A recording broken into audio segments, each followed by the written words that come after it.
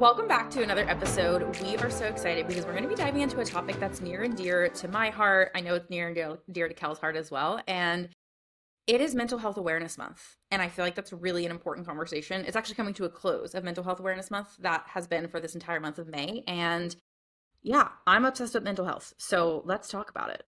Amazing. Yeah, I'm really excited that we're here, that we decided just to kind of like tackle this topic. It's hard.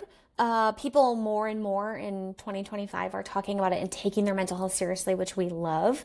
But a lot of people don't really go into much detail about like what the issues are that they're having. They'll just say, I'm taking a mental health day or, whatever.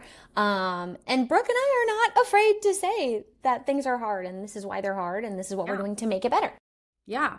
And one thing that I know that like we love talking about is building your dream life. And we speak to a lot of entrepreneurs in that conversation just because we are entrepreneurs ourselves. And, entrepreneurship is the path less traveled. And a lot of us are on this journey to build something bigger, build something different than the traditional lifestyle that is taught to us from a young age. But with that being said, since it is the path less traveled, it can be freaking hard. And it is so easy to lose yourself in the process. I know I've lost myself in the process for sure. I've only been an entrepreneur. I quit corporate in 2021. And so it's only been 4 years, but boy, has it been a journey. And there's been some incredible highs and there's been some incredible lows. And to say mental health isn't an adjacent conversation to entrepreneurship would be completely inaccurate because they go hand in hand. And if your mental health is not doing well, your business might do well right now, but like it will take a plummet because it's all so interconnected. Yeah, and I think the fact that you and I both started our first businesses, like Mhm. during a COVID season, Yeah. during a really hard mental health season for millions of people, and we made it work and we still prioritize mental health throughout that entire thing, I think speaks volumes to just how much we do take it seriously. Yeah. Oh, it's like a daily conversation. Nervous system regulation, mental health, checking in, journaling, meditating, all the things. And we'll talk about all the tools in this episode. But to start diving in, something that we like to do in all of our episodes is really honor and create awareness about the experience of duality because at the exact same time, someone can be experiencing something incredible and something awful. And I just think duality is something that should be talked about more. So we always like to start our episodes with a little bit of duality. So, question for you, Kel. What's a time where prioritizing your mental health made everything else in your life or business better? Oh gosh. So, the happy side. Yeah, I love that. I mean, I'm gonna say the moment I decided to get a divorce personally, Mm, um, everything else skyrocketed because it was like that heavy weight was gone. So I was able to prioritize me. I was able to work out when I wanted to. I was able to eat what I wanted to. I was able to talk to who I wanted to. And then I was also able to build the business the way that I wanted to. And I think once, literally almost instantaneously, even though that was a sorrowful time, it was still like a choosing me time. And so the second I was able to do that, everything else, I noticed it almost instantly. Like I had my first 5-figure month, one of the first months after my divorce, because I was like, let's go, Cal. You got shit to do. You have lives to change. We're going. We're doing it together. And so that was probably a really amazing time that I can pinpoint very specifically when that happened. yeah, I love that. I think for me, and I remember that time too, actually. Like I remember the phone call when you were like, "Holy crap! I just had my first 5-figure month," and it continued getting better from there. Mental health is just such a fun conversation, and it makes a difference because you weren't in a like incredible mental health state, especially in the months leading to the divorce. Yeah, correct. Yeah. And I'm the first person to say that I was in a really bad place. Hmm. And because of that, everything else faltered, right? With that duality. So, like Brooke was saying earlier, we have seen very, very high highs and we've seen very, very low lows. And experiencing the lows is where you can now see the joy. I think people are so worried about having to be happy all the time. But how can you even experience happiness if you've never experienced sadness and sorrow and loneliness and despair of any type? And so I'm really proud to say that even through sorrowful times, there are still ways to find the joy. There are still ways to really kind of take your mental health and know what you need in that moment, moment to moment basis. And to understand your body in those moments too, of knowing like, hey, I'm feeling like this and I might feel like my world is ending, but it's not actually ending. I know my body is having like a survival response to this. Like, and these are things that I can do to kind of like help myself through this response. Cause like it's Right. also important to feel it. Right. Yeah. I think for me, Yeah. I would say mental health and mindset, they are not the same thing, but they do go hand in hand. And so for me, a moment when mental health made everything else in my life or business better is actually my quitting corporate story. I, for years after graduating college, was like, I want to do my own thing. I really enjoy branding. I want to do, like, I want to work for myself from a laptop. Like, I had all of these ideas and thoughts and like, kind of knew that I wanted to, like, do my own thing, build my own business, but very much was under the maybe one day. I have no idea how to do that. What does that even look like? And like just never did it. And I am proud to say that I am someone that for the most part, if I say I'm going to do something, it's going to happen. Like I'm very like, I want it, I got it. And I work for it, but I'm going to make it happen. But at this phase of life, like that confidence wasn't there yet, like not to that degree at least, or at least not around business and career. So it wasn't until I started learning mindset work and learning like about meditation and like future prompt journaling and like just different things like that that I started realizing what mental health really was, what mindset was, and how all of that work can influence your tangible reality. So for me, I tried to build my own business on the side and I'd freelance on the side for years, but I was not able to get to a point where I was able to quit my corporate job and actually go all in on myself and like have consistent income coming in from my side hustle at the time until mental health and mindset entered the chat. So like for Yes. me, it's what allowed me to actually quit my job. So without the acknowledgement of all of that, I would not be in this seat today in my own business. I would probably still be dying in a cubicle. Hmm. Well, and I think, yeah, I think actually that's a huge thing to call out is the millions of people that are in cubicles and they do want to do something for themselves. They don't want to work for anyone else's dream anymore, but they have that imposter syndrome of, no, not me, I can't do that. Or Mhm. no, there's no way I'll be able to work from my laptop from Bali, like I see all the girlies do online. Um, and Brooke is really amazing and an amazing resource, even to me, on, like she said, like that future casting, that like that visualizing, taking that into my life has really changed what I do and how I'm able to grow. And I also would be probably stuck or back to corporate if it wasn't for these modalities either. It's truly life-changing once you really, really dive into them. Like I can confidently say if I had not found this work in mental health and mindset that I would have never had the confidence to quit my job because I wouldn't have put that like inner work in. And it's crazy to look back on because life would look so different now. Correct. Correct. Yeah. And I'll like, oh, go for it. I was gonna say in personal development, mindset, mental health, none of these words were mentioned in my corporate job. Like that was not something mentioned in my corporate environment. If you work in a corporate environment and they really push personal development and that type of work on you, I'm really excited for you because I think that's incredible. But I know for a fact that it wasn't something greatly influenced in my past experience. So it was up to me to go and find it. And I could not imagine looking back.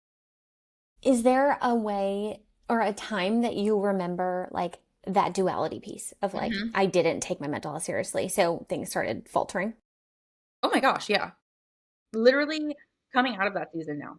I'm still climbing out of that season now. And this is funny. So, like, obviously, this is after the epiphany of how important mental health is and how important mindset is and these modalities. And like, I'm certified in modalities. Like, I truly, truly understand the importance of it. But um, that doesn't mean you can't still like fall prey to anxiety and depression and all of these things. My husband and I currently live in Dallas, and this is not our place. No shade, no tea to Dallas. It's a great city. It's just not our city. And it's been a place that has been very lonely for us. Thank God I have him here. And I've met some really cool people, many of whom have moved. So, like, just Hmm. generally, this hasn't been my place. And I would say that even knowing all the things I do when it comes to meditation and nervous system regulation and whatnot, I've been here, it'll be 3 years in June, and hopefully we'll be moving soon, but it'll be 3 years in June, and there were absolutely multiple dark seasons within this, and that loneliness really led to, like, just, like, feeling anxious and, like, feeling not thrilled with my environment, which, like, power of your environment, we did a whole episode on it, it makes such a big difference. Hmm. Not feeling thrilled with my environment kind of, like, began a slippery slope into anxiety, and then that anxiety kind of became depression, and then I felt like, or then I felt lonely, and then that really became depression, and then because of that I started to isolate more because I don't like to feel like a burden on people. All of this is bull crap, by the way. Like, go talk to people, they want you to, like, but this season, um and Kelly has witnessed all of it, so like this season has personally been a very dark season for me, and we're coming out of it and I'm really excited about it. But um the way it bit me in the ass, I would say, is kind of what I said earlier. Like, I had some of the best months in business, even before Kelly and I merged. So I'm going to talk pre that.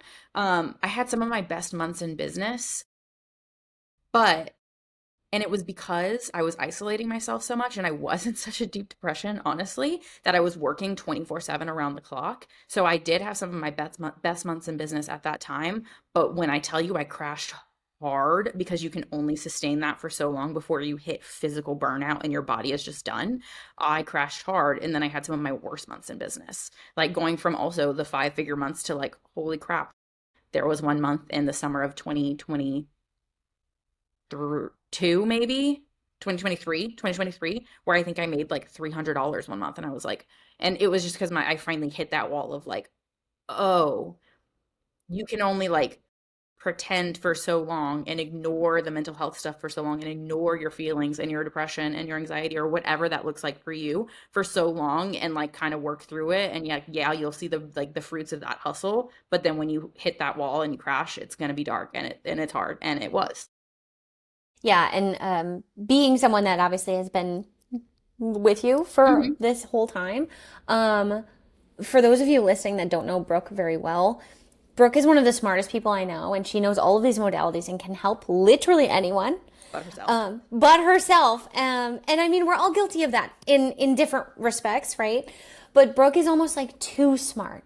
Like, she knows when she needs it and will kind of sneak her way out of it, or she knows that something will help her, but she'll literally overdiagnose and move on. And so for me, it's really, really interesting because it can be the simplest, Yeah. simplest meditations that she'll listen to, and it'll change everything. Hmm. But other people need like a 10-step guide, and she's like, she can figure all of that out, but can't do that for herself. And so what I love about Brooke, I mean, everything, It doesn't. um, is that you do also recognize that you're overthinking that, and I know that it's hard. Yeah, I've learned that it's called intellectualizing. So for anyone out there who is also like well versed in mindset work and whatnot, if you ever feel like you're really good at knowing, like, I know exactly why I'm feeling this. It's because one time in second grade, this one teacher said blank to me. Like, if you're really good at getting yourself to that situation, um, it can be, I'm not saying you do this, but if you are me, you could be intellectualizing the situation and not actually healing the root trauma of it, because you're almost so aware of all of it that in your mind you kind of go, well, I know exactly why I'm feeling this way. I know where it came from, where it started, and I tapped, I did this, I did that. It should be good now. Um, it's actually kind of like you are almost too aware of what's going on. And it's really interesting to then work through it again and go, okay, I can't just like intellectualize myself through this healing. I do have to feel it. And it's really so much easier to dissociate. And I can be very guilty of that. And I have been very guilty of that. And that's been an interesting lesson. But even on that, like on that realm, like Brooke and I are huge proponents of therapy. Mm-hmm. And so there are times when you can't therapy yourself anymore, Mm-hmm. right? So Yep. that's why we have a really amazing therapist. Um, and I think mental health, depending on what generation you are and who you are listening, mental health, therapy, all of these things could hit you differently. And those are things even just for you to think about. It's like, oh, my mental health is fine. What do you mean? Everything's fine. I grew up in a, hi, I'm fine. Mm-hmm. Like, relationship, family. When people were in the hospital, I would ask them how they were feeling, and they'd say, I'm fine. Don't worry about me. Um, and so now I'm like, oh gosh, I don't think I use the word fine very often because I know that it could be a triggering thing of like, my grandma said that and she was literally on her deathbed. Like, Right. So like, uh-huh. to what point, and like why? Like when you like go back, Hmm. like why is that a thing? It's because for so long mental health had such a stigma around it. It was, oh, don't say out loud that you have anxiety, don't say out loud that you have depression, and don't, like, what are people going to think of you? And so for so long I feel like no one wanted to talk about it and no one wanted to admit when they weren't feeling their best mentally or whatever it may be. And so it did turn into, oh, I'm fine. Or just sweep it under the rug. It'll go away. Push the feeling down. And I really am proud of our generation as millennials and the younger ones coming up behind us as well, making mental health a bigger conversation because Yeah. there is no shame in going to therapy. There is no shame in taking antidepressants if you need it. There's no shame in not taking antidepressants and doing something more holistic instead. There is no shame in whatever treating your mental health and taking care of your mental health looks like for you. And it could be as simple as a modality and meditating every day. It could be self-care. It could be something more extreme and, having to actually seek help. It really doesn't matter. There's no shame behind any of it, and it's incredibly important. And if you're someone who's listening who deals with any mental health issues, talk about it. I am, as much as I love mental health, I have been shit at talking about my own with people close to me because I don't like to feel like a burden to people. Mhm. And I just need you to hear me say out loud that, like, no one who loves you thinks that. They want to hear the dark thoughts. They want to hear you talk about it because that's how they can help you through it, or at least lead you to someone to help you through it. Because sitting on the floor, like ugly crying in the dark is not going to help. Let your emotions out, but it's not Yes. going to like help and make you feel better in the long run. Talk about it. Talk to someone. And also there's that line that we always say and that I'm sure everyone has heard of, like, you become like the five people that you're around. And I think mental health for yourself is a journey on boundaries with others. Like, you could be surrounded with five really soul-sucking people, and that's why you can't tell anyone about your, like, I'm literally getting teary thinking about it. Yeah. You can't tell anyone about your mental health. You can't do things that you want to do because it might piss someone else off that's in your circle. Or you could hurt someone else by saying, well, no, I need to cut you off for a little bit because that's what I need. I have been there many, many, many times, and it is awful and it is hard. But it is one of those, like, there is light at the end of that tunnel, and I just need to go through the tunnel and leave these other people over here because that's what I need to do for me. And I'm not saying that that is something that will happen instantly or tomorrow. But again, that is a huge thing in life that if you look at your circle and realize you don't feel safe telling them something about your life or you don't feel comfortable, maybe just reevaluate your circle. That's telling you something. And Right. one thing that I wanted to lead you on is I've gotten to witness you Kelly, like you are so caring for other people and you care so much about how everyone else feels in a situation and you don't want to inconvenience anyone and all of these things. And people pleasing. I'm guilty of it too. Yeah. Next to people pleasing in the dictionary is just broken Maya's photo. Basically, I have gotten to witness you in the past couple years, especially since your divorce. I would actually say that's probably where it all started. Like the divorce I've gotten to witness you really take back your power and learn and experience setting boundaries with people, cutting off toxic relationships. And relationship doesn't always mean partner. That can be friends, that can be anyone. And I just like I love you and I'm so proud of you and it's been incredible to witness because to go from being someone who is allowing people to treat them like shit to no, I'm actually going to call you on your shit and you are not going to talk to me like that anymore. And actually, I can just block you and we never have to speak again because I've said my piece. You still haven't respected me. Goodbye. Like, it's incredible to see. And your light has come back so much more since inserting those boundaries with people because you were just letting them dim your light. And now you're like, fuck you. Totally. Like, quite literally. And it's Yeah. incredible. And I'm so proud of you. And that is hard. Thank you. Thank you. It is really hard. And that's one thing that I will think, like, I'll be in a new conversation with someone new even today, and I will see how, like, baby Kelly, even just a year ago, 2 years ago, 3 years ago, would have reacted or would have hung on or would have breezed by all the red flags that are literally hitting her in the face. And now I'm just very much like, no one gets to take my peace from me. Ever. And it doesn't matter who you are. And that is hard. That's a hard lesson to do. Most people who know me think I'm like crazy kind, right? And I am. You are nothing. But You are. She is, people. She's the kindest person you will ever meet. Even when she's in a grumpy mood, she still has a rainbow around her head. It's the weirdest thing, and it's amazing. it's a gift. Um, It is. yeah, but there are probably some other people that I am not that hero in their story, and that's okay. And I had to be okay with that. Ooh, that's Yeah, I am okay now in my 33rd year of life to be someone's villain if that keeps me safe. Because my safety is number one in my life, physically, mentally, emotionally, and it wasn't like that for so long. for decades. Yeah. Yeah, I think that's just a lesson if you're out there and there's anyone. Like if we're talking right now and you're thinking, "Oh man, it's that one person in my life. I know it." I know you see that face in your head. Yeah. You. Yeah, Listening even right now. honestly, DM us or like honestly, DM us, email us like if you just need someone because we get it and I'll hold your hand through that. Because it is really really hard. Yeah. But also the best thing I've ever done for myself. Oh, So, again, the light that has come back to your eyes since shedding people who should have never had a space in your life to begin with because of how they treated you. It's priceless to witness. Yeah. thank you. I love you. I love you too. I think that's a good segue into Yeah. what about you? What is your moment that when you ignored your mental health, that it came back to bite you in the ass?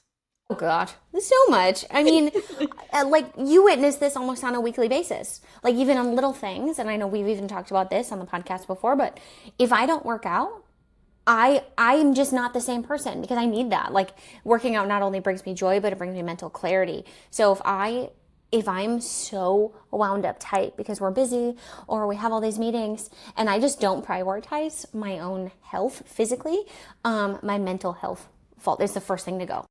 And then if my mental health falters, then I'm going to just only eat pizza for 12 days in a row because I'm like, well, whatever, like, fuck it. Yeah. And then that just continues my like bad mental health cycle, which is a physical health cycle, which is an emotional health cycle.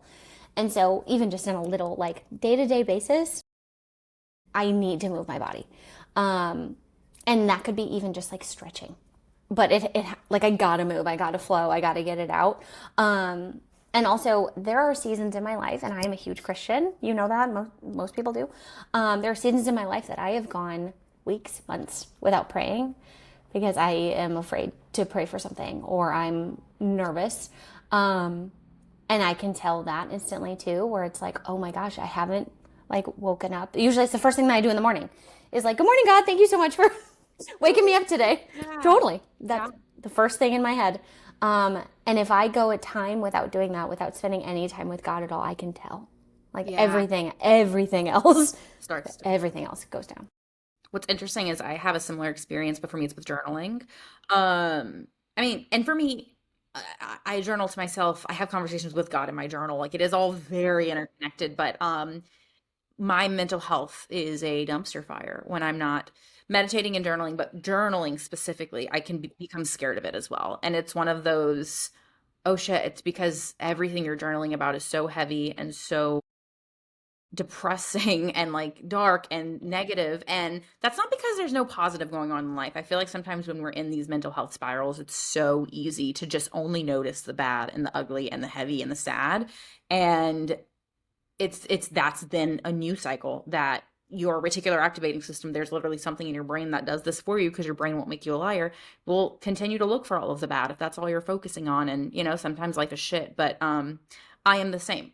Whenever I skip journaling and I get scared to go back to it, it's the mental health thing. It's a sign of like, hey, you should maybe check in a little deeper because the only thing you're journaling about is absolute crap and like shitty things. So of course you don't want to journal anymore, but leaving it all bottled up in your head, that's definitely not the answer, but it's the answer that's easier in the moment.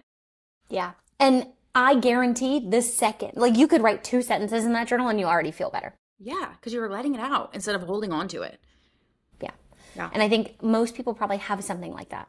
Whether it's, I haven't called my best friend this week to vent, or I haven't, maybe it isn't a prayer practice, or maybe it's not a journaling practice, or maybe it's something else that someone does that if they avoid it, they are all kind of bottled up. And I mean, we all know ourselves the best, right? I mean, I actually would probably, Gander, you probably know me better than myself at this rate, but Same in reverse with you knowing me. yeah. But I think that's probably a big one, is I can tell instantly. And when I was married to an atheist. So prayer for me, that practice was a me thing. And obviously it doesn't mean I'm a single now, right? So like it's always been a me thing. It should be a me thing with you and God and whatever. Yeah. But I was almost like afraid to like wake up and pray in the morning, or like just be seen like sitting silently praying like on my couch, because I knew that he would judge me. And there was so much to unpack in that alone. But there were many seasons like that I would go from like praying every day and feeling the most positive and happy and joyful and loved to the exact opposite, because I'm like, well, then I turn into like scared, completely guarded, zero boundaries Kelly. And that's not the Kelly that I want to be. Yeah. And it snowballs. It's so easy for it to snowball. Yeah. Um, okay. So I think a really relevant conversation within this topic is talking about the connection and the reality of ambition and anxiety. So, like we said earlier, we definitely speak to a lot of entrepreneurs in this podcast, and I feel like there has to be some sort of connection between like being a high achiever, like, and I would argue that many entrepreneurs are high achievers. So being a high achiever and then experiencing anxiety, burnout, imposter syndrome, and things like that more easily. I know that I can definitely say I relate, and I have experienced all of those, and I would associate myself with being a high achiever. But like, there's got to be a correlation there. I mean, I think so too. I think productivity as a high achiever is very, very different from, I mean, not a not high achiever, but people that Yeah. just are good. Jealous of y'all gods. Really though. Like, wow. Really though. But I actually do, I'm glad we're talking about this, because I do have a couple stats written down that I'd love to share. Yes. The first one is actually through the Harvard Business Review. And the quote is, nearly 70% of people have entertained imposter syndrome at least one point in their careers. So for me as an entrepreneur, but also as a past like professional career woman, I always had imposter syndrome. It's just different. It's different at every stage that you're in your career, I think. And I'm not saying it's ever going to go away, but I do think it's something that you have to have the awareness of. Yeah. And 70% is a lot of people. Yeah, that's more than not. And I think, Like, I actually want to meet one of the 30%. honestly, Sam, I have questions for you. If you are one of the 30% who has never experienced imposter syndrome in any capacity in your life, please email us. I Totally. have questions. The brain is fascinating to me, and I want to ask about yours. Exactly. Because no, and imposter syndrome, I think it's such a natural thing. Again, especially building a business, because especially like when you're really green in business and you are everything in your business. You're the marketer, you're the designer, you are the sales, you're the customer service, you're the service provider, you are the tech person, you're the automations person, you're the operations person. I can keep going. You're Correct. doing everything. It's going to be so natural that you end up feeling imposter syndrome in something you're doing in some capacity, because you're doing so much. And it's just so important to have the awareness of like, this is imposter syndrome. Imposter syndrome is not truth. This is my brain telling me I am not good enough at blank. And like, that does not have to be true, even though, like, because our beliefs are not fact. But if they are not confronted, they can feel like fact, and they can manipulate your reality as so. Say that one more time. You said imposter syndrome is not fact. Imposter syndrome is not fact. Your beliefs are not fact. Your beliefs are your beliefs. They can be changed. However, your beliefs unattended do affect your reality, because your thoughts turn into things. So not being aware that imposter syndrome is something that is affecting you can be detrimental to your actual reality and the experience you're having in life every single day. So even just the awareness of knowing this is not real, this is just imposter syndrome, and being able to move through those feelings and move through that experience is truly incredible. And it's a tool. We can talk about tools for that later in this episode, but it's something to learn. Right. And I think, when it comes to anxiety, when it comes to burnout, when it comes to imposter syndrome, the stat from the Harvard Business Review is 70% of people. I would almost guarantee, and obviously I'm not a statistician and I'm not, running this article, but I would guarantee it's probably higher than 70. And they, either they didn't know how to quantify that, you Yeah. know, while they were answering questions or whatever it is. Because I think, like you said, running a business, you are wearing every single hat. So I would be so unbelievably impressed if we meet someone that literally has every single skill and Mm-hmm. they're just the best human being on the planet. I'd love to meet you. Yeah, please. Because there are things, Brooke and I will very loudly be like, yeah, we hire out for accounting. Yeah, we hire out for operations. We hire out, we have 2 interns that help us with our day to day amazingness Mm-hmm. because we can't do it all. No one can do it all. No one can do it all. And We you shouldn't all, feel like you have to. Like, I think that's also the part is we try and hire out things that we're not good at so we can continue doing what we are good at. yeah, staying in your zone of genius. Who talks about zone of genius? Lots of people. Ooh, The Big Leap, though. I think that's yeah, there's a book. We will have to add it into the show notes. It's The Big Leap by Hendricks, I want to say is his last name, maybe. Um, yep, Gay yep. Hendricks. Gay Hendricks. Gay Yep. Hendricks, yeah. Incredible book. I'm 98% positive this is the right book that I'm thinking of. It talks all about your zone of genius. And once you learn how to stay in the thing that you are incredible at and you have the privilege to and can outsource the things that you aren't, that is really part of where big leaps can happen because you're not pitter pattering all of your energy into something that you resent at the end of the day. And, you know, speaking of like becoming resentful, I think women in general, when I was researching burnout and anxiety and imposter syndrome, women garner, at least the places that I was seeing, hold more burnout than most men. And I think that that is fascinating. And I think as a woman, none of us are like, no way. Yeah. I really wasn't surprised when I saw that, but also it was almost like hard to see it written in black and white. But that stat specifically was from BBC, and it said 74% of women say that they are somewhat stressed for work-related reasons, compared to only 61% of men.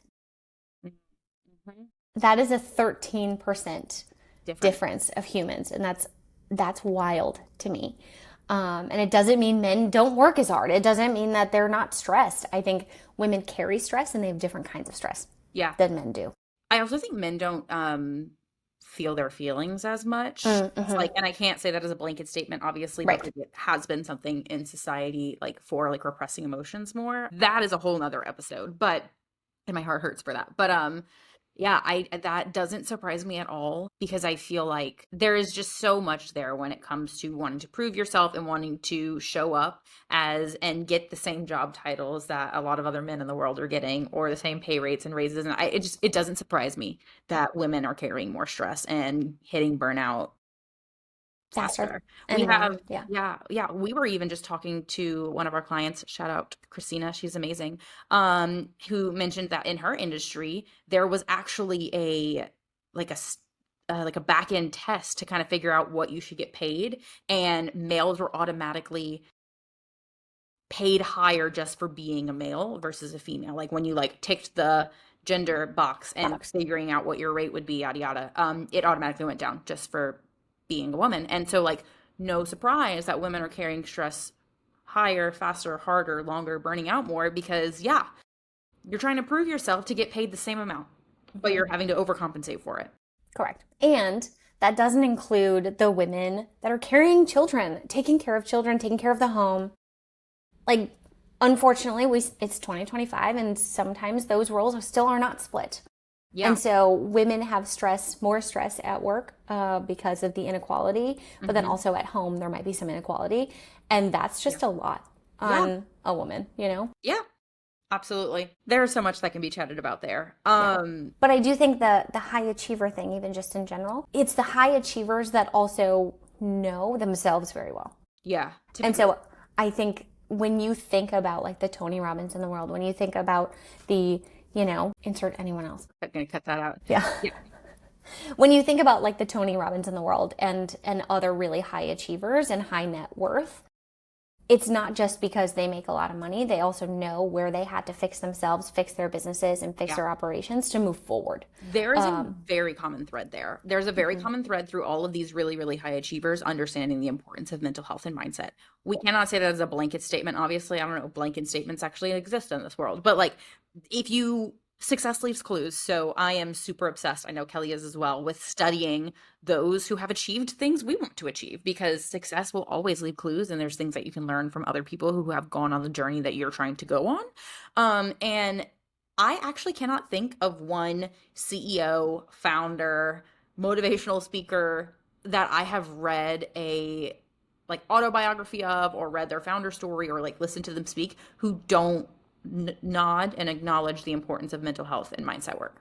Every single one of them that I follow at least have all spoken on it very heavily. Like it's Correct. not even just like it's a little thing. It's like, no, my mental health, my peace comes first. Like my morning routine, and this isn't the cute Pinterest morning routine. Like that's not what we're talking about, but the routine of getting up, having time for yourself, whether that is meditating, journaling, moving your body. Like the tangibles can look different for different people, but there is consistency with like creating time and space for that because it changes everything. Like if you're living in survival mode because you are living in panic constantly and your mental health is in the trash, you cannot build your dream life. Point blank period. Because again, even if things are going well to some degree, you will eventually hit that wall and you will crash. Right. So their mental health tips usually are what they're doing on the daily. There is no high, high, and then a crash. They don't have time for that. And Yeah. high achievers, it's a repeatable, beautiful system. Mm-hmm. And so if you don't take your mental health seriously, just like I have many times, I don't take it seriously because I'm too busy, or I'm invited to too many events. I don't have time to go to the gym, or I don't have time to sit and just be quiet with myself for a minute. That is when things falter, and every high achiever knows that, and so that's why it's Yeah, absolutely. Why do you think entrepreneurs especially struggle with slowing down? Like what do you think is the common thread? Is it just being a high achiever? no. I also think it's a you have to prove it to yourself Mm, that you can do it, and you have to prove it to everyone else. yeah. When you're in a normal job, it's more just like you're proving it to the job and then you leave like at 5 p.m. Yeah. I think entrepreneurs are like, okay, I have the freedom, but that doesn't mean that I'm not working at 3 in the morning sometimes because I have to finish something. A lot more people in a corporate environment don't have that. And they're like, I want to do good, but then they reach a point. As entrepreneurs, there's really no limit. Like you want to keep growing and you want to keep doing better, which means you have to keep changing things and you have to keep working harder, air quotes. And so I think it's less of a just high achievement and more of a there's always something to do. Yeah. And with entrepreneurship, you're typically putting everything on the line to a degree. And like that looks different for everyone, I think. But when you look at so many founder stories, Poppy, for example, Poppy was just bought, I mean, this is a couple months ago now, but by Pepsi Cola, which is incredible. But Poppy started with what, $15,000 in a maxed out credit card or something Mm-hmm. like that? Like Correct. putting everything on the line. So there's just like a energy there that's like, and I don't want to use the word desperation because I don't like desperation energy. It's not good. It feels lack. But there is I have to make this work because there is no other choice. Because it just has to work because I'm risking it all right now. Right. And I think it changes at every level. So, like similar to us, we just hired 2 people to work for us. Mm-hmm. So we have to make it work because it's not even just for us anymore. Correct. Not like I want to let you down or me down, but now we have really people underneath us that are Yeah. looking for us for this job, for this role, for this Paycheck. a paycheck, Yeah. sustainability, and Yeah. consistency. And that's totally different. Yeah. Even as like a manager in a company, it's different because you're not the ones physically paying these checks. You're not the ones physically showing up and having to, keep achieving and keeping moving forward. So I just think the stakes are different for entrepreneurs depending. I think at every single level, it's still different. Yeah. Yeah. So we're talking a lot about burnout and exhaustion and living in survival mode. You don't wake up one day and have that just like dead behind the eyes, dead inside, I can't move on any longer, I care about nothing feeling. That just doesn't happen overnight, even though sometimes it might feel like it. You might just like finally wake up to it one day and go, holy fuck. It happens gradually. So your signs, like for yourself, like what signs do you know within yourself to go, mm, we might be heading towards the burnout lane. Let's veer back. What does that look like for you? I'm going to say I say no to a lot of things that usually bring me joy. It's a saying no to dinners with friends. It's saying no to even just a phone call with a friend because I'm too busy. And also, if I'm waking up tired, I know that I'm burnt out. That is one, like literally instantly in the morning. If I wake up and I'm like, oh my gosh, I feel like I could sleep for another 3 days, is because I'm overacted. Yeah. And every once in a while, right, I'll stay up late and get up early. I mean, that's normal. Things happen. But when it's like a consistent basis of I am literally just tired and I can't even drink 3 pots of coffee and even think that I'm a little bit awake, Yeah. I know that I've made it. That's the moment. Yeah. Honestly, I'm the same with you when it comes to saying no to things that would normally bring you joy. Like, I'm a very extroverted person. And so when I'm saying no to wanting to hang out with people or like getting on a phone call, I love to yap. I don't love to text. I love to yap though. Like, call me, we will stay on the phone for 3 hours. Let's freaking go. But I know I'm hitting my road of like burnout, and like just mental health has entered the conversation, like with, again, isolation, depression, the things that have been the past couple years. Like, it's been an interesting experience, but I start saying no to those things and I'm like, oh yep, that's a sign. Because normally I love to get on the phone and chat with friends or go to the dinner.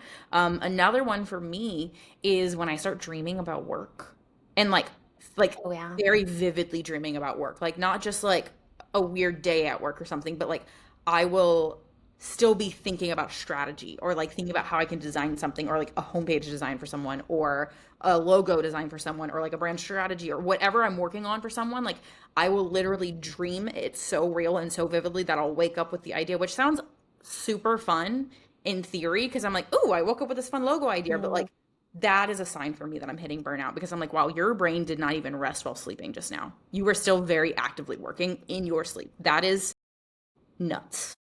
Yeah. I actually get like sad when you call me and say, "Oh, okay, so I was sleeping last night and I dreamt about this What? project that we're working on." It's not even like a dream, like a dream of like, "Oh, I saw us, on the cover of Forbes magazine." Yeah. It's like Yeah.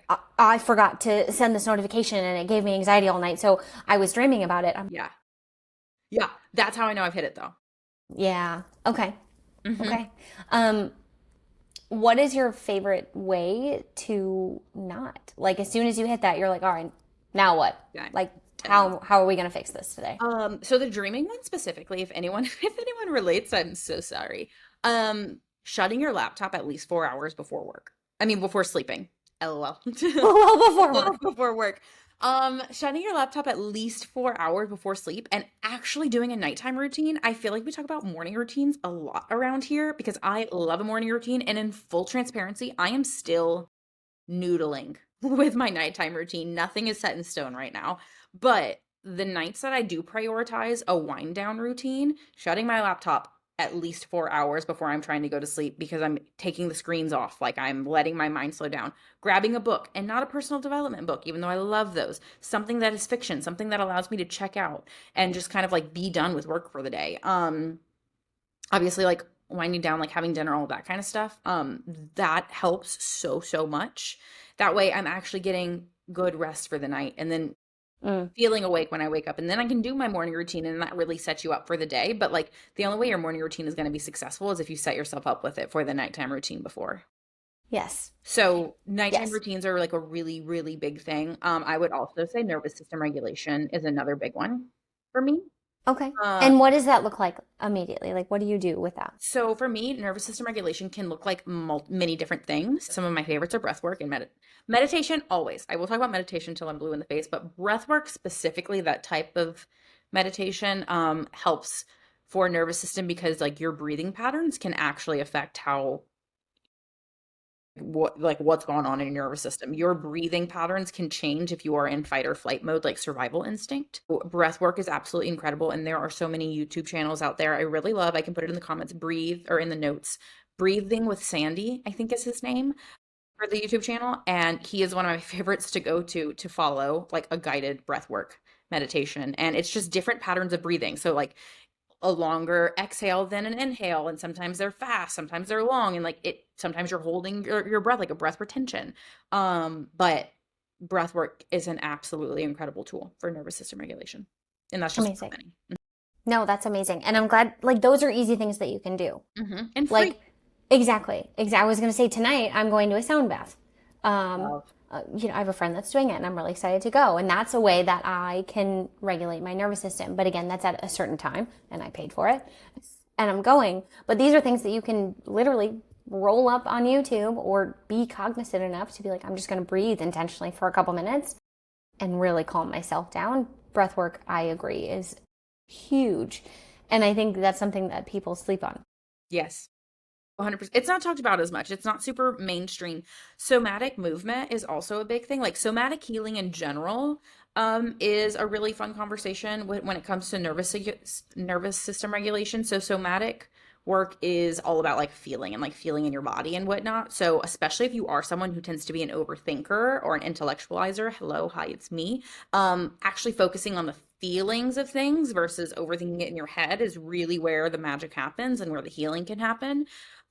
So look up different somatic healing methods. Shaking is one, like it looks nuts. Like you are literally like Like physically? shaking all of your limbs. Yes. And you can look absolutely insane, but like do it in your house, in your bedroom, at home, door shut. No one has to see it, but like you are literally like jumping up and down, shaking every limb, and it's moving energy throughout the body.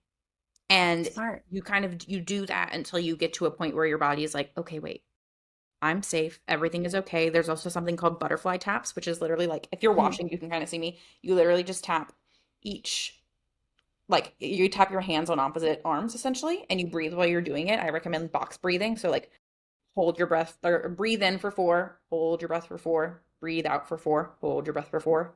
Repeat that pattern and butterfly tap within that pattern, like to that Smart. Yeah. cadence. And that literally just tells your body like, hey, you're safe. You're totally safe right now. A tiger is not chasing you, because when it comes to like being in fight or flight mode, it's really your body saying, hey, I feel like I'm being chased by a tiger, even though it's actually you just have a nasty email that you just read. But like your body can't tell the difference between those two experiences. So it's going to react the same in the survival fight or flight experience. So it's being able to regulate yourself out of that and then go from there. See, that's why you have friends like Brooke. Because if I get a nasty email, she's the first one I call, and then she can tell me what to do. Breathe, tap, all the things. Yeah, yeah. No, that's amazing. That's really amazing. And yeah, we'll put in the show notes these little modalities so you can see kind of what, I mean, I say little, and I don't even mean little. They're giant. Like Yeah. they're life-changing. So those will go in the comments or in the notes. Yeah, and they're easy. There's something you can do. You can step out of whatever interaction you're in for 5 minutes and go to the bathroom. Like, this is not something you have to go to a therapist for. If you have big things that you're dealing with in mental health, again, go to therapy. We're huge therapy proponents or activists. No, we're huge therapy Cheerleaders. cheerleaders here. Right? But these are free resources that you can do more easily, more accessibly at any time, any place. I will butterfly tap on calls sometimes. Like if I'm in like a really like anxiety riddling conversation, because it's a hard conversation because I hate conflict, I will butterfly tap, but like I'll just do it on my legs. So it's not so obvious on the screen, and I'll like literally tap, and it just keeps your nervous system a little calmer. I love that. Hmm. That's brilliant. Oh my gosh. Yeah. Everyone should do that. I think that's great. Yeah. Um, are there any other modalities that you're like, I love this. This really helps me. For nervous system regulation or like burnout in general. Just nervous system regulation. I have one. Yeah. Yeah, something that I do at least once a week, mainly just because now it's like a really beautiful habit of mine, is I use the Insight Timer app and I will do guided like sleep meditations. Um, Another reason why I love going to yoga or love going to some sort of workout class is I need someone to tell me what to do. Otherwise, it's sometimes really hard for me to turn my brain off on my to-do list and things that I have to do the rest of the day. And so sometimes at night I'll lay down, and even if I'm super tired, my brain is still going and going and going. And so I'll turn on a guided meditation to sleep, and it is on for hours. It's like a 3 hour long thing, but I can really just focus on what they're saying, and it lulls me right to sleep because Yeah. I can't focus on anything else, Yeah. which is really helpful to me. And something, if anyone listening is like interested in the science of it all, so like when you're going to sleep, you are in your theta brainwave state. So we live all day in beta. That's kind of our like active conscious brainwave state. And when you're going to sleep, you're slipping into theta, and your subconscious, and delta is like the deep sleep, whatever. your subconscious is more malleable when we're in these like theta and delta brainwave states. And your subconscious is really what's running the show of your life. Like I there's like an iceberg metaphor that like many people who are into this type of work use. And like if you can imagine an iceberg, there is like 5% of the iceberg showing above the water, and you're like, yeah, that's a big iceberg. But what you don't see is really the rest of the iceberg, which is like 95, the other 95% of it underneath the water going feet and hundreds of feet down. Your subconscious is the iceberg. So your conscious mind, that like the one that I'm talking to you with right now, and me and Kelly are having this conversation, like, yes, I'm conscious, I'm active. That's like 5% of what's affecting my life. The 95% that's like really running the show is your subconscious, and it's the underneath. And when you're in that theta brainwave state, doing those sleeping meditations, your subconscious is actually so much more malleable to take in whatever you're listening to. So this is also like a warning in a way to like be careful what you're listening to in those sleep states. Like if Smart. you're listening to a meditation and someone's like, you're a piece of shit and you deserve nothing in life, like that is going to affect you. That's wild. Even if you're not like awake during it, that's wild. Yeah. So you could also use that in a positive though. Like listen to sleep meditations that have positive affirmations in them. Even better, record your own. Like record them on your phone and listen to them as you're falling asleep. I love doing that. There's an app called Think Up. And it is paid. I think it's like $45 for like a year or something like that. And you can record yourself saying your own affirmations and listen to them as you fall asleep. And you could put like background music to it, like spa style, like chill, whatever. But it's incredible because then your subconscious is hearing your own voice say affirmations of things you'd rather believe about yourself. And affirmations in general, like they can be about anything, but like in regards to mental health and burnout, it can be like, I am worthy as I am. I feel calm even when my to-do list is crazy. I can do it. I can manage this. Like it can be like that can be an affirmation. And if you're listening to that in that theta brainwave state as you're falling asleep, like your subconscious will start to leash onto it a little bit more and be like, maybe that is true. Maybe that is real instead of all the other things that we like to think about ourselves. I love that. And it's probably even just such a beautiful way. You'll like wake up in the morning and be like, Mm-hmm. huh, feeling really positive today. Yeah, absolutely. Again, the nighttime routine affects the morning routine. It all starts, yeah. Um, okay, so when it talks about, I guess, when we're talking about like boundaries and setting boundaries, I obviously went through some kind of intense boundary setting in my life. What about you? Man. Boundaries have been a very interesting journey for me because I would say, and I feel like I've gone through all of the extremes of them, but boundaries in business is what I can speak to here. I'm still healing this, but I used to be the person that if I would get a bad email or message, and not even bad, honestly, it could just be like, hey, I want to change this. Like not even like a you're awful, you're Mhm. failing, like nothing about that. Which hello, there was like inner things that I needed to heal on that one. But I would like panic and it would send me into a state of I have to respond to this now. I have to fix this now. I have to drop everything I'm doing in my personal life and take care of this immediately. I remember one time in the first year of my business, my husband and I were on a walk. It was my day off. I was like taking a moment and I got a text or like a message from a client saying, "Hey, um my this link isn't working. Can we just update it?" It was not a fire. It was not a fire at all. I literally like made me and Alec turn around and go home from where we were going that day. Like got right back on the subway, went home. We were living in New York at the time, so that I could fix it. Cause like I was so panicked about it that in that moment there was no like this can literally wait. It's not a fire. It was like, holy fuck, if I don't go fix this right now, I am going to make this person upset, then they're not going to want to work with me. And that means I'm really horrible at what I'm going to do. And then I'm not going to make any money. And then I'm going to live in a box. That's what my brain did. And Yeah, that was quite the train, literally. quite the train. Yeah. So for me, like the way boundaries came was also learning to heal those limiting beliefs and like obviously self-worth issues that were chilling there. But boundaries is in setting the boundary of like, nope, this is my day off. I will get to that at this time. And newsflash, people respect you when you set boundaries. I didn't think that at first. I Yes, thought it would piss people off. People respect you more if you set a boundary. And if it's someone, and if it does piss them off, they're not your people. correct. Correct. And I have seen a lot of that too Yeah. in business and in personal. And I think I've had clients where you're like, no, it's Sunday at 2 p.m. I'm not working. And they get upset. then you realize, oh, they're upset about this, but really they are not good to work with. Like they're the ones that always pay late. They're the ones that everything is your fault. Like usually there's like a pattern with people that like are upset over you setting your own boundaries. Yeah. That's a them problem, not a you Yes. problem. And that is a boundary with yourself that you have to learn to set as well. Boundaries with self and boundaries with others are both equally important. Mm-hmm. Correct. Correct. Because we're on this journey of entrepreneurship and like the whole idea of this. And for anyone listening, if you're building your own business, it's because you want to love what you do and you want to love this thing that you're putting out in the world. But loving your job doesn't mean you owe it your sanity. And I think that's something that gets really forgotten by so many people. I thoroughly agree. I think God created us in a way that isn't perfection, but in a way of like rest is also a badge of honor. That's why we have Sundays, right? Like that's why he dedicated an entire day to rest, is to rest and love yourself so you can love on people better throughout the week. And I truly believe that. And your sanity is always worth it. Shout out to a really good friend of ours named Lindsay. Lindsay told us just this week, we were on a call with her, and I literally wrote it down. There's a sticky note on my desk with her quote, and it says, if it takes the stress out of it, it's always worth it.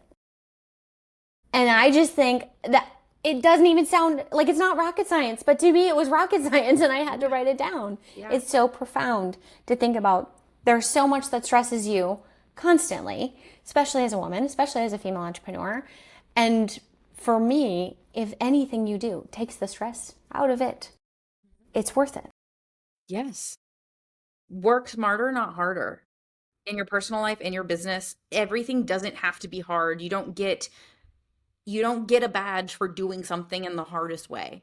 Like there's no trophy at the end of this. So like why do something if it's destroying you and destroying your mental health? Because at the end of the day, say you build this business and it is a multi-million-dollar business and it's incredible and it's so freaking successful, but you are so miserable that you hate yourself, you hate your life, you barely want to get out of bed every day. Like you never see your family. You never see your family. You miss every kid's soccer game. Like whatever that is for you. You don't take a vacation. What's the point? You just have a bank account stacked with money because, yeah, your business might be printing money, but you're not living life. What's the point? And honestly, at the end of the day, we want to be entrepreneurs because we want freedom, more freedom that we had in past lives in corporate environment. If you wanted to just make money, sure, but no one wants that. It's the whole point of make more money to have more time freedom so you can do more things that you love and love on people better and love yourself better. And if you can't do any of that because you're so wound tight that you have to keep working and you have to keep hustling and you have to be stuck in that mode, that's not healthy either. No amount of money is worth it, like Brooke said. Yeah, no, absolutely. And so for anyone listening, mental health is so important. And if it's not something that you're taking care of, then it's something that you're neglecting and it will come and bite you in the ass. And it is not anything to be ashamed of. Anxiety is nothing to be ashamed of. Depression is nothing to be ashamed of. Overwhelm, all of it. But it impacts you. So it's something that needs to be acknowledged. And what does taking care of your mental health look like for you on a daily basis other than movement? Prayer. Yeah. When it's sunny here in Seattle, I love to just take 5 minutes and just like breathe some sunshine air in, because I'm such a sun bug. I'm on the phone with you all the time, and I think one of my favorite mental health hacks, even just as us owning a business, is the fact that we will say, hey, I have a friend question. Yes. Right? And we will like stop talking business for a second, and we have that boundary with ourselves and with each other with that. And so if I need Brooke as my friend, I can call on Brooke as my friend. And likewise both ways. So I think that's something every single day that I need, because I need Brooke as more than just my co-host and more as just my co-founder. I need you as my friend. And so the fact that I'm able to do that, I think is something that we are building and intentionally. Yeah. And we said that was like part of our contract together, is if this business decides to start ruining our friendship, we're both out. Business is done. Yeah. Friendship has to be first. Yep. Because if not, what do we have? Correct. And that's the whole point of like this episode, is like mental health is first. And if our mental health is taking a toll, period, we have to reevaluate what we're doing. Yeah. What about you? What are like the non-negotiables every single day? Besides, Meditation. yeah, I was gonna say besides journaling, but yeah. Meditation. Hmm. Meditation is a big one for me. And journaling, like I have my modalities, I have my journaling, I have my meditation, I have breath work that I pull on if I know I need to regulate my nervous system or tapping. But when it comes to things outside of those, it's also play.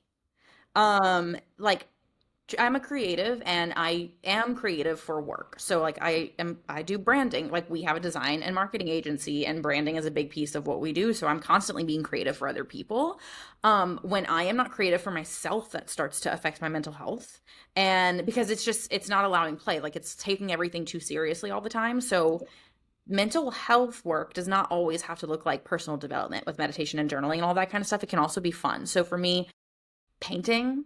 I recently like fell prey to the TikTok trend of doing like the air dry clay at home. Super freaking fun. Love that. So stuff like that. Coloring, literally like a Yeah, coloring book like a kid. Coloring, crossword puzzles, whatever it is, it really doesn't matter. It can be a different modality all the time, but play. I Board love games. that. I'm a huge board game person. My husband and I love to play card games, board games, things like that. Like that is all help for your mental health. Mhm.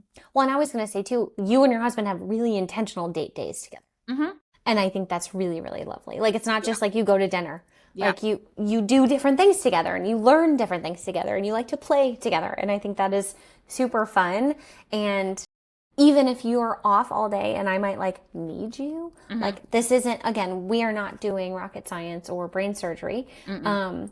And so I love the fact that you have that extra time and you have that special human that you're able to spend time with and really, really, really enjoy each other's company for when you are off. Yeah. And you both are really fun people in general separately. So when you're together, I get like, you just get to You've do things. experienced it, yeah. It's lovely. Yeah, it's so lovely.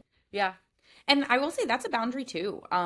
Like the days that I have off, and for anyone listening, if you need an idea of a boundary, disconnecting, not disassociating, disconnecting. There Mm, is a difference. I've done yeah. both, I was but going to say, explain the difference for the people in the yeah. back. So disassociating is completely disassociating from what you're experiencing. It's avoiding, it's ignoring, it's pretending it's not happening, just like out of sight, out of minding, but it's not actually doing anything about it. Disconnecting is taking a break. Disconnecting is just like saying, hey, this will all be here when I am back, but like I just for my own mental need to step back, take a moment, take a break, play, cook some good food, whatever that might be, and then come back to then solve whatever you were working on. So on days off, date days, especially from home with my family, I'm disconnected. Like I'm not texting. Like I'm not you you probably won't hear from me. Like obviously if there's an emergency, reach out to me. If you have something funny you want to share with me, send it to me. Like I can be reached, but for the most part, I'm not constantly on my phone or like still on social and whatnot. Like I'm truly disconnected and just like living in the present moment because I think too easily now we all don't live in the present moment. We're either like thinking about the future or worrying about the past or think about what needs to get done tomorrow.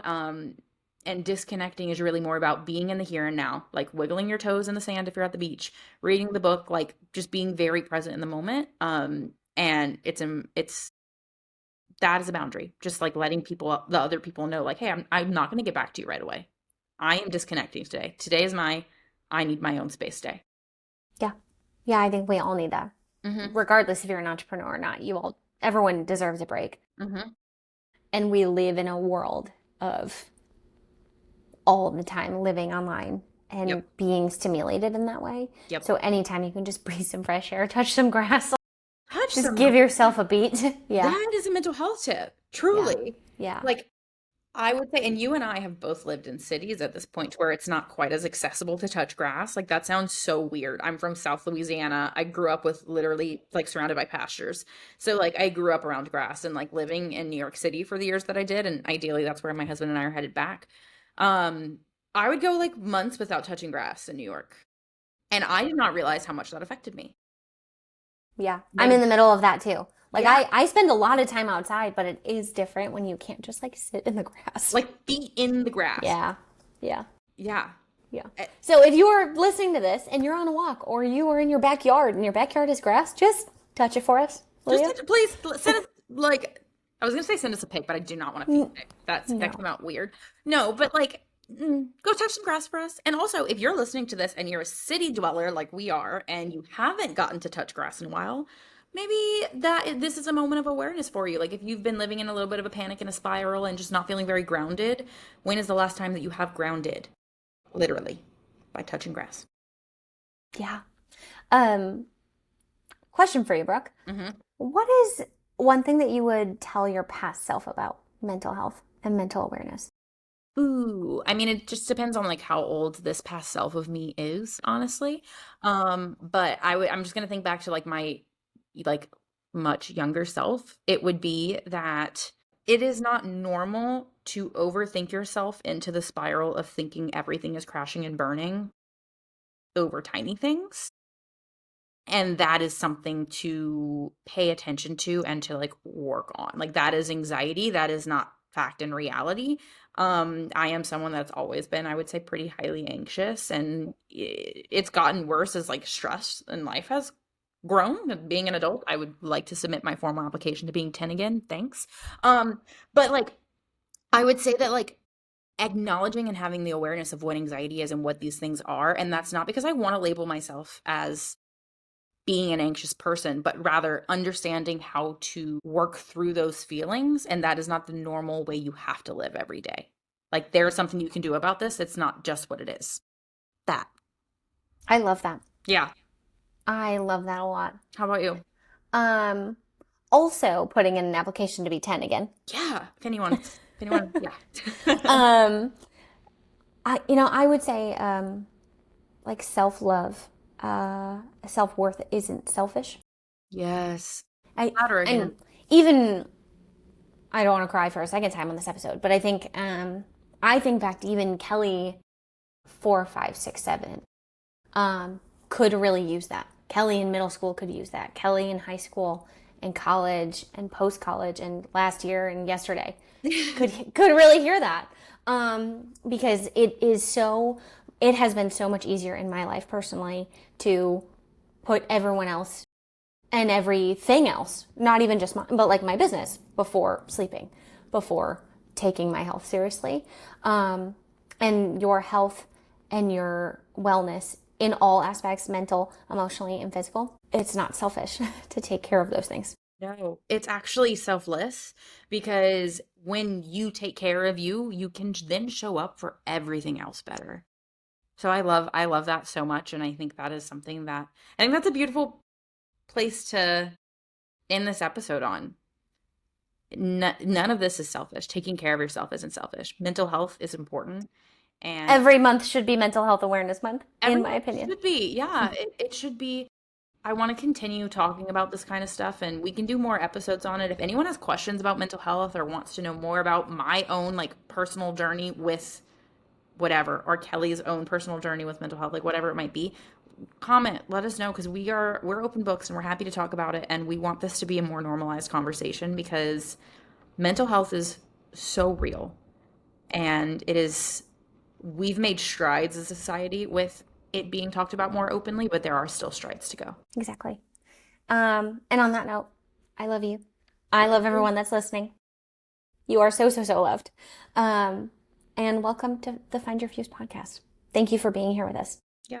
We see you, we hear you, and whatever you're feeling, whatever those emotions are, they are valid, and you are not alone. Okay. Love you. Bye. Thank you so much for listening to today's episode. We have new episodes coming out every Thursday, so we will catch you in one of the next ones. And please take some time, follow us on @FindYourFuse, or email us at info@findyourfuse.com for all inquiries and all exciting things that you want to chat with us about. We love building this community, and we love you. Take some time and leave a review. Anything above 5 stars, we'd love it. But really, we appreciate you, and we appreciate your feedback in any form, because the more feedback we can get, the better we'll get. Okay, love you. Bye.